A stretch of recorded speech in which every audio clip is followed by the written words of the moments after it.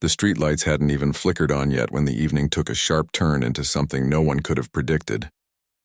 It was one of those quiet Fridays in late October, the kind where the air carries just enough chill to remind you fall is settling in, but not enough to keep people indoors.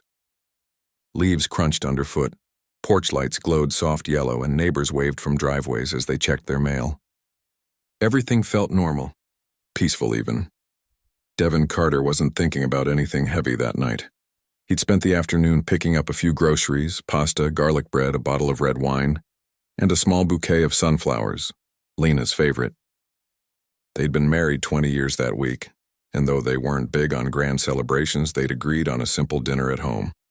Just the two of them, like in the early days. No distractions, no phones, just conversation and the kind of comfort that only comes from decades of shared life. Lena walked beside him now, her arm looped through his, humming a tune she'd heard on the radio that morning. She wore a light sweater and jeans, her hair pulled back in a loose ponytail. She'd laughed just minutes earlier at something he'd said, something silly probably. But the sound had stayed with him, warm and familiar. They turned onto their block, the one with the old oak tree that dropped acorns all over the sidewalk every autumn. Their house was just 3 doors down, its front porch lit by a single bulb Devin kept meaning to replace with something brighter. That's when the sirens cut through the calm. 2 patrol cars came roaring around the corner, tires screeching as they skidded to a stop right behind them. Doors flew open before the vehicles had fully stopped. 4 officers jumped out shouting, though their words blurred together in the sudden chaos. "Hands up! Don't move. Get on the ground." Devin froze. Lena gasped and instinctively stepped closer to him. Neither of them had done anything wrong. They weren't running. They weren't hiding. They were just walking home, groceries in hand, sunflowers slightly drooping from the evening heat. "Sir, drop whatever you're holding," one officer yelled, voice tight with panic, "or maybe something else." "I'm not holding anything," Devin said, keeping his voice low and steady. He raised his hand slowly, the grocery bag dangling from his fingers. "We live right there," he added, nodding toward their house. "See? Porch lights on." But the officers weren't listening. Their eyes darted between the two of them, hands gripping their holsters. One of them, younger with a buzz cut and a rigid stance, kept muttering into his radio, saying something about a suspicious person, matching a vague description from a call 10 blocks away. The description could have fit half the neighborhood. Lena stepped forward slightly, her voice calm but firm. "We're not who you're looking for. My husband's—" That's when it happened. A single gunshot cracked through the air. Lena stumbled backward, her hand flying to her chest. Her eyes widened, not with anger but with disbelief. She looked down, then up at Devin, as if trying to understand what had just gone wrong. Then she collapsed. Time didn't slow down. It shattered. Devin dropped the groceries. Apples rolled into the gutter. The wine bottle shattered on the pavement, red liquid spreading like a warning. He fell to his knees beside her, calling her name, his voice breaking. Lena, stay with me." But she didn't answer. Before he could even process what was happening, another officer was on him, yanking his arms behind his back. "Don't move." "Don't you dare move," the man shouted, his breath hot and ragged. The other officer, the one who'd fired, stood frozen for a heartbeat, then raised his weapon again, this time pointing it directly at Devin's head. "Stay down, or you're next," he growled, voice thick with something that sounded like fear, but looked like rage. Devin didn't fight. He couldn't. His whole world had just been ripped away in less than 10 seconds. All he could see was Lena's still face, her sweater darkening with blood. Her fingers curled slightly like she'd been reaching for something. Maybe him, maybe safety, maybe just another second of life. Neighbors had started to gather on porches now, some recording on their phones, others shouting questions, but the officers ignored them. One kept his gun trained on Devin, while the other barked orders into his radio, demanding backup and a medic, though it was clear by now that a medic wouldn't help. Devin's mind raced, not with plans or escape routes, but with memories. Lena laughing in the kitchen while burning toast. Lena holding his hand at her father's funeral. Lena whispering, "I've got you," the night he lost his job years ago. All of it. 20 years of love, trust, quiet moments gone because 2 men saw a black man walking home and decided he was dangerous. He didn't reach for anything. He didn't argue. He just knelt there, tears mixing with the wine and dirt on the sidewalk, his body shaking not from fear, but from grief so deep it felt like drowning. Then, slowly, he moved his right hand toward his inside jacket pocket. "Don't!" the officer with the gun snapped. "I swear to God, don't move." But Devin kept going, not fast, not threatening, just deliberate. He pulled out a leather wallet and flipped it open. Inside wasn't cash or a driver's license, it was a gold shield. And beneath it, a badge that read, Chief of Police. The officer's eyes darted from the badge to Devin's face, then back again. His grip on the gun loosened just slightly. The other officer stopped shouting into the radio. The street fell silent except for the distant wail of approaching sirens. You're... The younger officer stammered. Devin didn't answer. He just stared at them, his voice gone, his heart hollow. He didn't need to say a word. The truth was written in the badge, in the blood on the sidewalk, in the way the whole neighborhood had gone still. They hadn't just shot an innocent woman. They'd shot the wife of the man who, 3 days earlier, had been sworn in as the city's new police chief, and they'd done it because they saw a black man walking home with groceries and assumed the worst. The sirens grew louder. Flashing lights painted the street in red and blue, but nothing could undo what had already happened. Nothing could bring Lena back. All Devin could do was stay on his knees, one hand still holding the badge, the other resting gently on his wife's shoulder, as if he could somehow keep her close just a little longer. The night that began with sunflowers and pasta ended with a silence so heavy, it felt like the whole city was holding its breath. Document ends.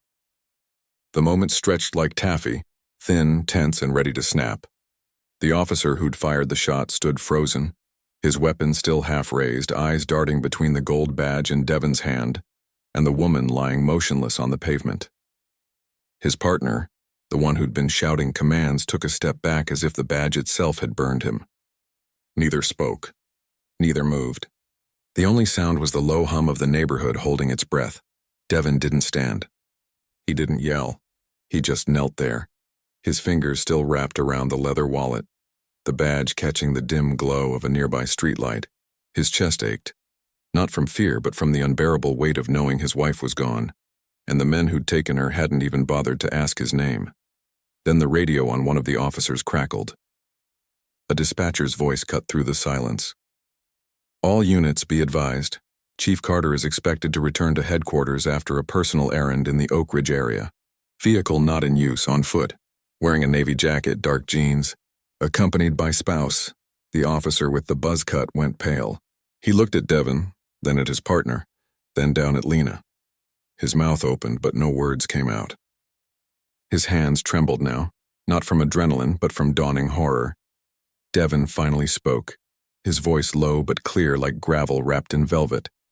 "Call a supervisor, and get a medic here, even if it's too late." He didn't say it with anger. Not yet. There was something worse in his tone, disappointment. The kind that comes when you realize the system you've spent your life serving is capable of this. Within minutes, more cars arrived, not patrol units but unmarked sedans with senior officers stepping out in crisp uniforms, faces tight with confusion that quickly turned to dread. One of them, a Lieutenant Devin had worked with for years, rushed over, took one look at the scene and dropped to his knees beside him. "Chief." How the man's voice broke. He reached out as if to touch Devin's shoulder, then pulled back, unsure if he had the right. Devin didn't look at him. He kept his eyes on Lena. "Secure the scene," he said quietly. "Preserve everything. Body cams, dash cams, witness statements, don't let a single detail slip." The lieutenant nodded sharply and barked orders into his radio. Officers who had arrived as backup now stood awkwardly at the edge of the street, some avoiding eye contact, others staring in stunned silence. A few neighbors had come down from their porches drawn by the commotion, but no one approached. They just watched, arms crossed, faces tight with a mix of grief and fury. One elderly woman, Mrs. Ellis from 2 doors down, stepped forward holding a blanket. Without a word, she draped it gently over Lena's shoulders. Devin looked up at her, and for the first time his eyes softened.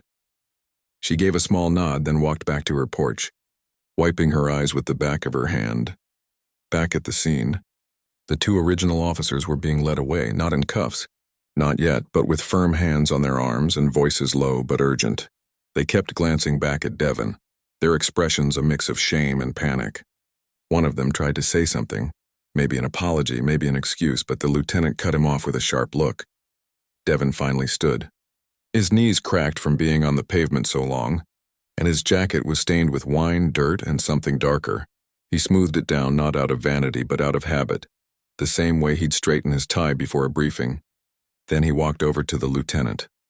"I want internal affairs notified immediately," he said, "and I want the state police involved. No one in this department investigates this, not even you." The lieutenant swallowed hard.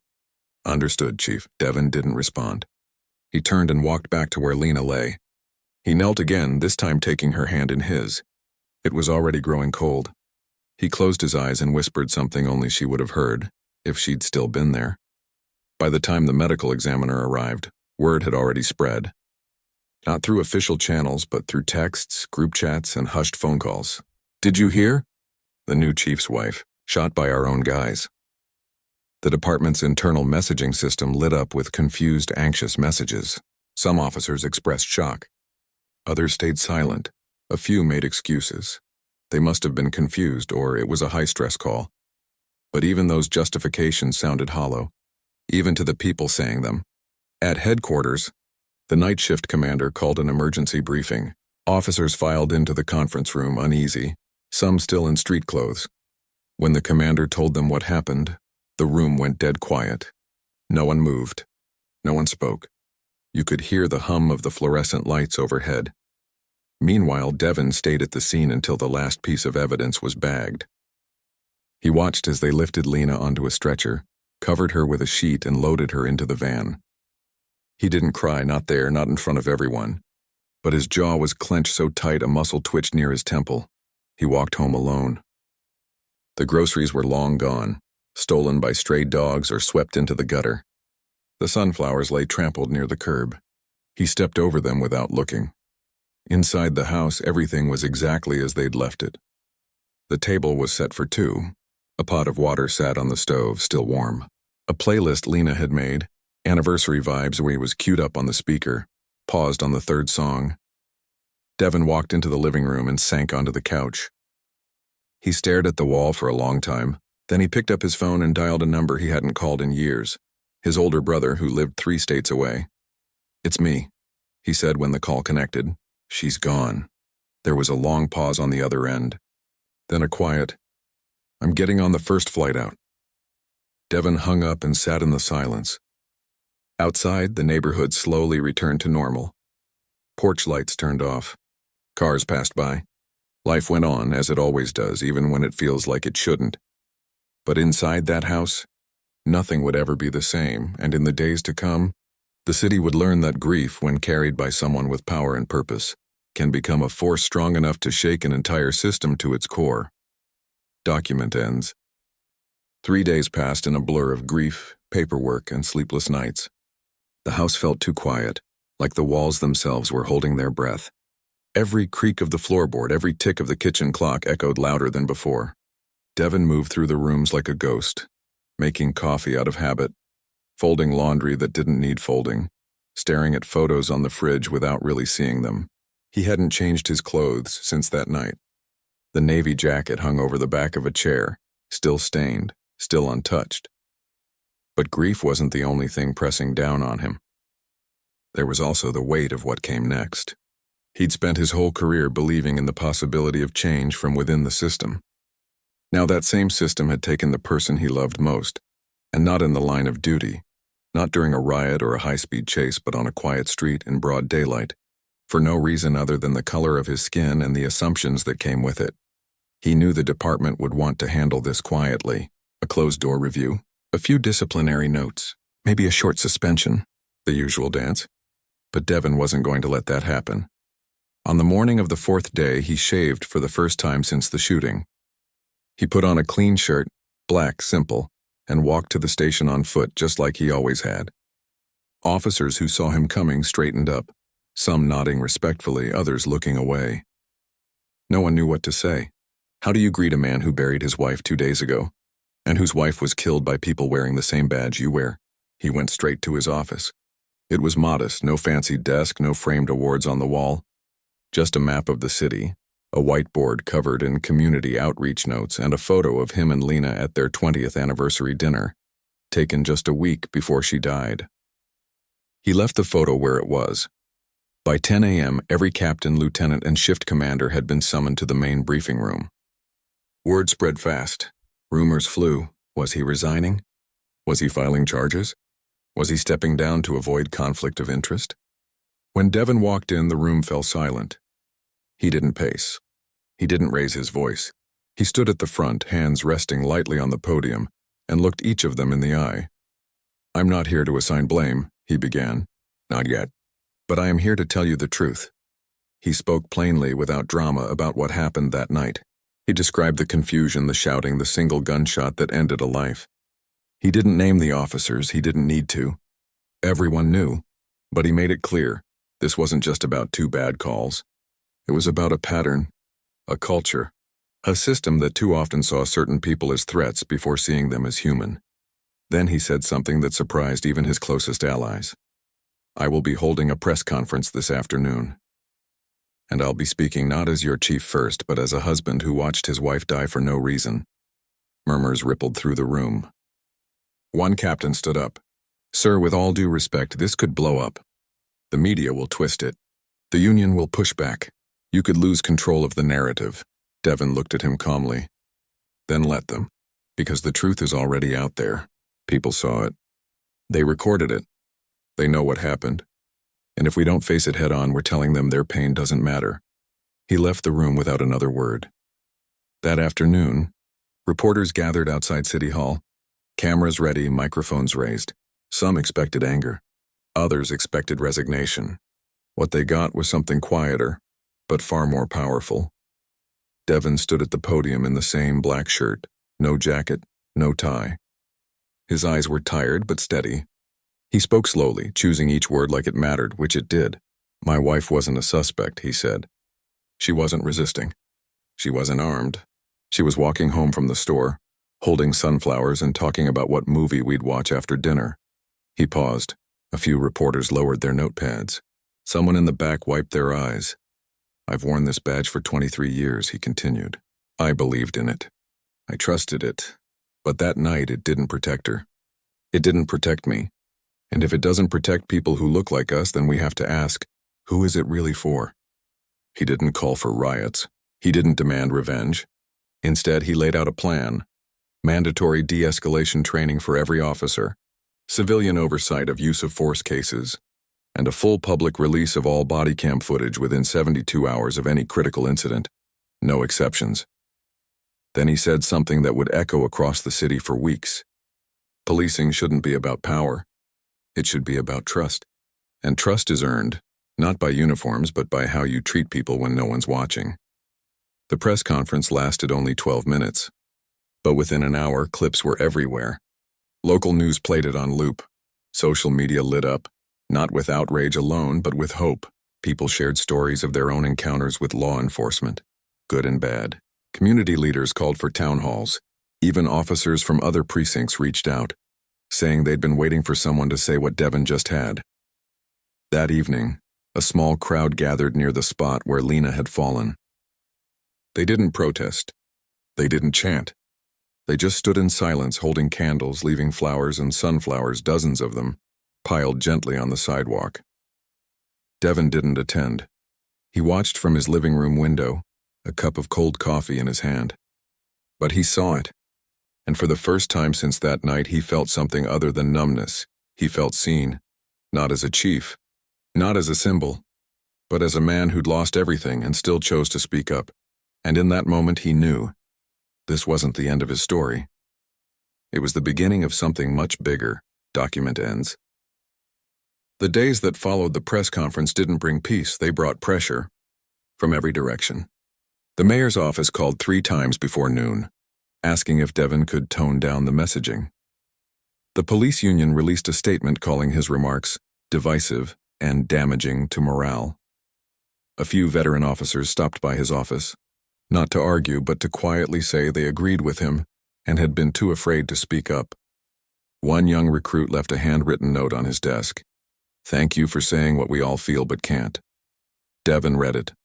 folded it carefully and tucked it into his wallet, right next to Lena's driver's license, which he hadn't been able to bring himself to remove. He knew change wouldn't come from speeches alone, so he got to work, not with memos or mandates, but with presence. He started showing up, not just at headquarters, but in neighborhoods he'd only ever driven through on patrol. He visited community centers, barbershops, corner stores, and church basements. He didn't bring a security detail. He came alone in plain clothes and just listened. At first, people were wary. They'd heard promises before, empty ones, but Devin didn't offer solutions right away. He asked questions. What do you need from us? When was the last time an officer made you feel safe? What would trust look like to you? An elderly man at a community center told him, I don't need you to fix everything. I just need you to see me. A teenage girl said, my brother got stopped last week for walking too slow.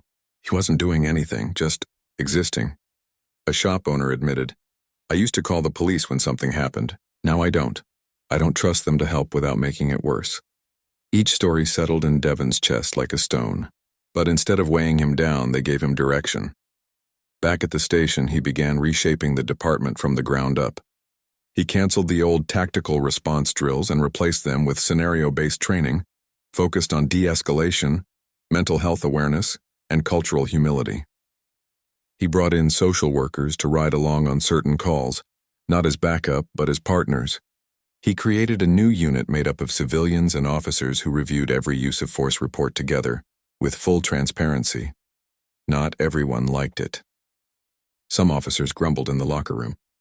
A few even threatened to transfer out, but others, more than he expected, leaned in. They asked for extra training. They volunteered for the new community patrols. One sergeant who'd been on the force for 18 years told Devin, I joined to help people. Somewhere along the way I forgot how. This feels like coming home. At night, Devin still visited Lena's grave. He didn't bring flowers every time, sometimes just a thermos of tea or a book she'd been meaning to read. He'd sit on the bench nearby and talk to her like she was still there. About the small wins. A teenager who thanked an officer for treating him with respect. A mother who said she finally felt safe calling 911 again. And about the hard days, when a policy hit a bureaucratic wall, or when an old-school captain pushed back with thinly veiled resentment. He never asked her for answers. He just needed to feel like she was still part of the journey. One rainy Tuesday, he walked into a high school auditorium for a town hall. The room was packed, not just with students, but with parents, teachers, even a few off-duty officers sitting in the back. He didn't stand behind a podium. He sat on the edge of the stage, legs dangling like he was just another person in the room. A student raised her hand. Do you ever feel like it's pointless? Like no matter what you do, nothing really changes? Devin didn't answer right away. He looked out at the faces, hopeful, skeptical, tired, curious. I used to, he said finally. But then I realized change isn't one big thing. It's 1,000 small things. A different tone in a voice. A pause before pulling a trigger. A kid feeling safe walking home. That's where it starts. After the event, a group of students stayed behind. They asked if they could start a youth advisory council with the department. Devin said yes on the spot, and offered to help them draft the proposal. That same week, the city council approved emergency funding for his reform plan. It wasn't everything he'd asked for, but it was a start.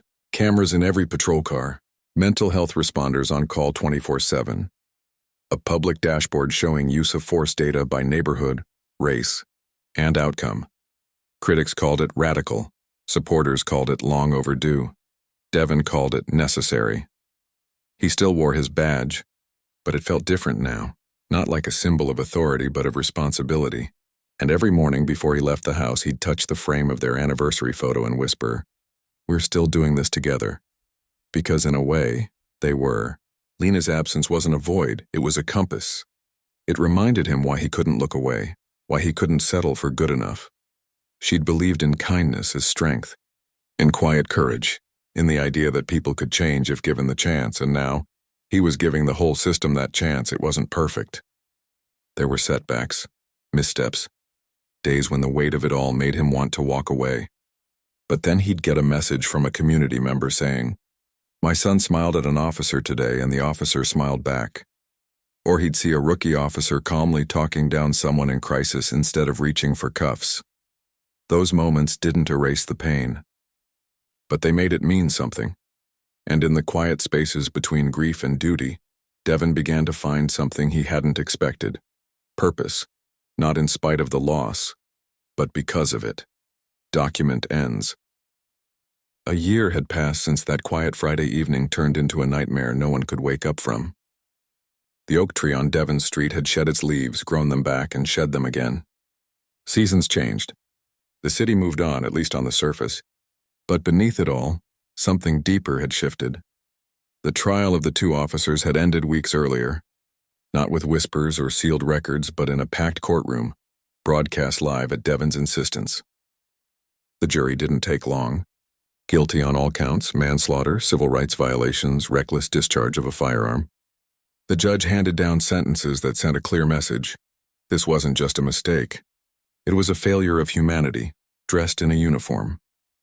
Devon sat through every day of the trial. Not for revenge, he'd made that clear from the start, but for accountability. He wanted the truth to be seen, not buried in a report or softened by departmental jargon.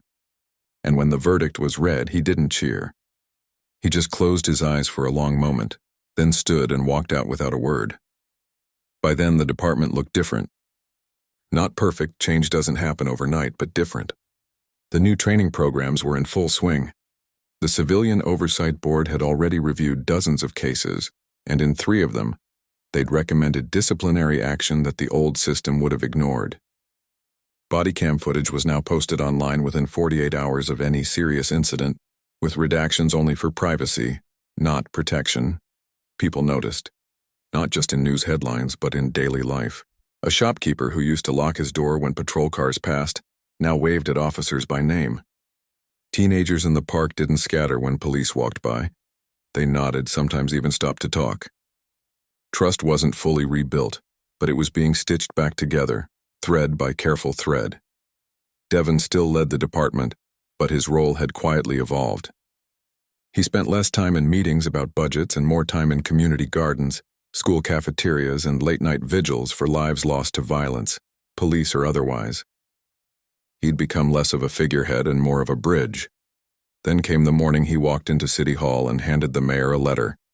He wasn't resigning out of anger or exhaustion.